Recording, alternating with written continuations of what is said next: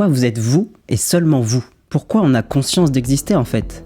C'est trop bizarre. J'ai l'impression que je me pose ces questions depuis toujours. C'est pour ça que la science et la spiritualité, ça m'a vite intéressé. Parce que ce sont deux domaines qui semblent apporter des réponses. Mais bon, les deux ont aussi leurs limites. Parce que la science, ça semble parfois un peu hors sol concernant la conscience. Ne pouvant l'expliquer, elle l'ignore ou alors elle la retire carrément de l'équation. Et les traditions spirituelles, elles souffrent souvent d'un cadre plus ou moins dogmatique. Ça peut être un peu facile de perdre son propre discernement ou de s'abandonner à des croyances ou à la facilité de paroles toutes faites. Par contre, la physique quantique, ça semblait vraiment mettre des petits coups de pied dans la fourmilière avec des concepts ahurissants. Puis un jour, je me suis intéressé plus en profondeur aux psychédéliques parce que ça semblait en fait ouvrir une voie vers une spiritualité plus souveraine en faisant l'expérience directe du transcendant, du plus grand. Ça me semblait être un bon moyen pour pas tomber dans les interprétations des autres. Donc je me suis énormément documenté sur ces sujets, donc des études scientifiques, j'ai vu et j'ai lu beaucoup de témoignages. Et en fait, ce qui était frappant, c'était vraiment les points communs qu'il y avait entre les témoignages. Pas forcément que dans le contenu, mais vraiment dans la flamme que ça semblait allumer chez les personnes qui témoignaient. Puis du coup, cette exploration sur les psychédéliques, ça m'a amené à d'autres explorations, comme les expériences de mort imminente par exemple, ou les sorties hors du corps, ou encore la médiumnité.